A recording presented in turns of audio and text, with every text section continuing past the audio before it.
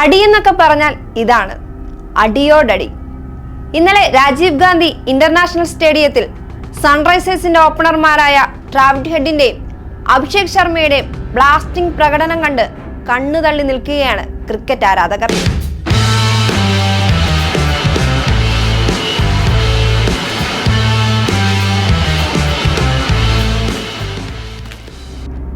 IPL പോരാട്ടത്തിൽ ഉദിച്ചുയർന്ന സൺറൈസേഴ്സിന് മുന്നിൽ വെണ്ണീറായി മാറാനായിരുന്നു ഇന്നലെ ലക്നൌവിന്റെ വിധി.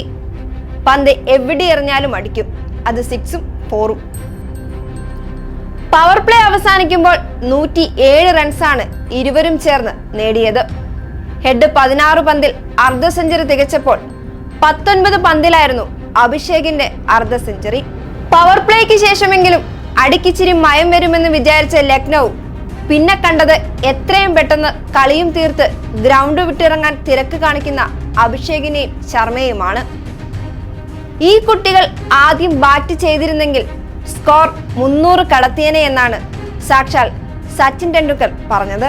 ലക്നൌ ഉയർത്തിയ 166 റൺസ് വിജയലക്ഷ്യം വെറും 58 പന്തുകളിലാണ് ഹെഡ് ശർമ്മ സഖ്യം അടിച്ചെടുത്തത്. വെറും 9.4 ഓവറിൽ കളി തീർത്ത ട്രാവിഡ് ഹെഡും അഭിഷേക് ശർമ്മയും ഹൈദരാബാദിന് 10 വിക്കറ്റിന്റെ അനായാസ വിജയമാണ് നേടിക്കൊടുത്തത്. ജയത്തോടെ 14 പോയിന്റുമായി ഹൈദരാബാദ് പോയിന്റ് പട്ടികയിൽ 3ാം സ്ഥാനത്തേക്ക് കയറുകയും ചെയ്തു. 30 പന്തുകളിൽ നിന്നും 8 സിക്സറുകളും 8 ബൗണ്ടറികളും സഹിതം ട്രാവിഡ് ഹെഡ് 89 റൺസ് അടിച്ചുകൂട്ടി. 296.66 സ്ട്രൈക്ക് റേറ്റിലായിരുന്നു ഹെഡിന്റെ മാസ്മരിക പ്രകടനം.